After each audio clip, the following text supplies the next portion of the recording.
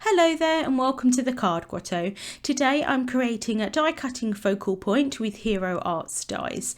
So to start off with, I'm cutting the Hero Arts Bees and Flowers Fancy dies from some Dove White cardstock, and I'm going to add colour onto them with Copic markers. So this is a really great set. It's got a couple of bees and a few different flowers in it. I have cut one of the flowers twice because I'm going to layer them on top of each other, and then one of the bees as well. So I'm using my Copic markers here. All of the colours that I'm using are listed on the screen. Just using some go-to green shades for the stem here, making the colour a little bit darker towards where the stem meets the flower head, and then a bit lighter towards the bottom. And then for this flower here, I'm just going to colour in the flower head. So I'm going to start off with the centre of the flower, making that fairly dark.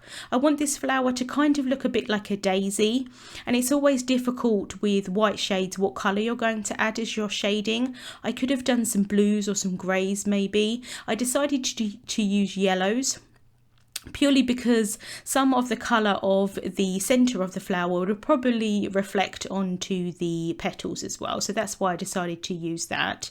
So just using some darker shades there for the centre of the flower, and then I'm going to go in with the Y11 and the Y quadruple 0, and I'm pretty much just adding the colour where the lines are, which have been die cut. They're not kind of die cut all the way through, but these dies make an indentation in the die cut, which is really good. And then for the little bee here, I started colouring in the legs with a dark grey marker, and then realised that my fingers were going to get covered with Copic marker, and so I grabbed a little bit of removable adhesive just to stick that down to the scrap paper that I'm using underneath. And then I can go in with that C10 marker to add in all of the areas that will be black on the bee. I didn't do any shading here for this. I thought I would just leave it as the kind of one shade of, it's a grey, but it appears to be black just because it's so dark. And then for the yellow parts of the bee, I'm going in with the same shades that I used on the flower. So that's Y17, Y15 and Y11. Just adding the darker colour where it would be closest to you if you were looking at that bee. And then I'm using some really light blue shades for the wings, B00 and B quadruple 0, just to blend that out.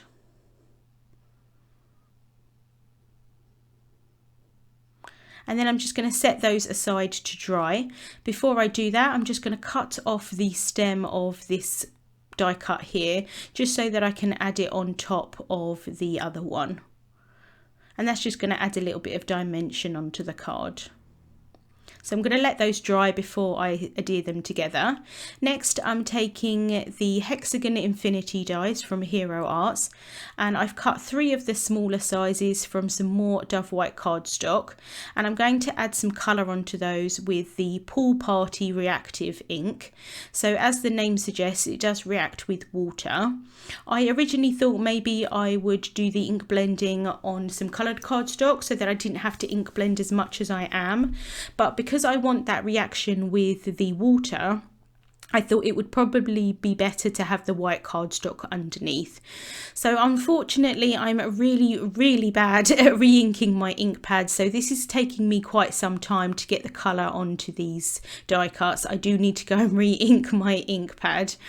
But I'm adding most of the darkest colour towards the bottom of the hexagons and blending it up to kind of like a white at the top. So once I've taken my time to blend all of those, I'm going to take some water and splatter that on top of the hexagons just to give it a little bit more interest onto the card. So taking some water, spraying that onto a piece of non-stick sheet, picking that up with the paintbrush and then just tapping on the paintbrush to splatter that onto the pieces.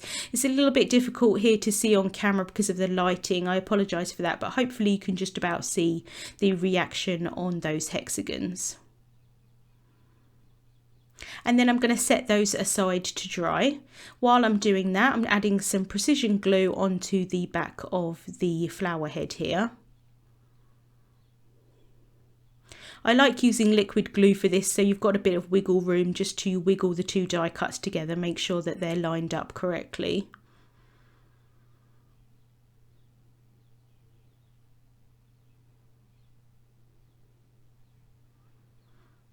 And then once that hexagon is dry, I'm taking the middle size and I'm going to stamp the sentiment here from the Hero Arts Be the Queen stamp set.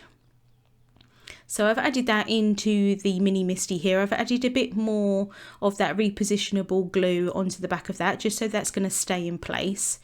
And then I can pick the stamp up with the mini MISTI, and then I'm going to stamp that down with some Hero Arts Intens-ified black ink. And I am going to stamp this a couple of times just so that I get a really nice dark impression.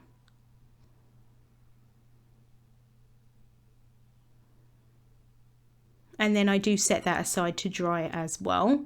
Here I have taken an A2 sized white card base that's top folding, and I'm just figuring out here where I want my hexagons to be. So I've added some adhesive onto the back of those, and then I can just stick those down. And I want them to be sort of towards the top half of the card, and then I'm going to have the flower and the bee on top. And it's just going to give some added interest to the background, something a little bit different than just maybe like an ink blended background, which is probably what I would usually do. And then I can take that flower and the bee and just work out where I want them to be placed.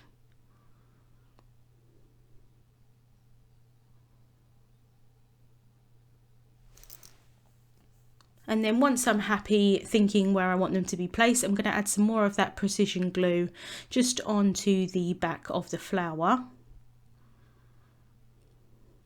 And I will let you into a secret here. Most of the time when I'm creating a video with a card, I just sit down and film it as if I was making it for the first time. I do try and think about it in my head of what I want to make, just so that the video isn't going to be filmed for absolutely hours upon hours.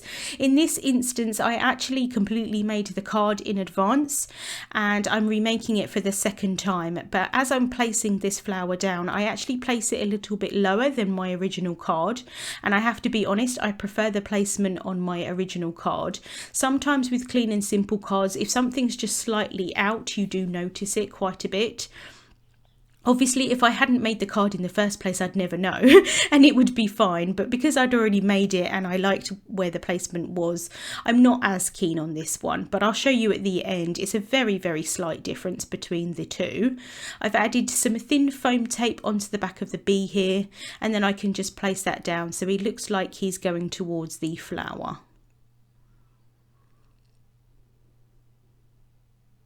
And then to finish off the card, I'm taking some clear enamel dots from Hero Arts, and I'm just placing 2 of those onto each of the hexagons.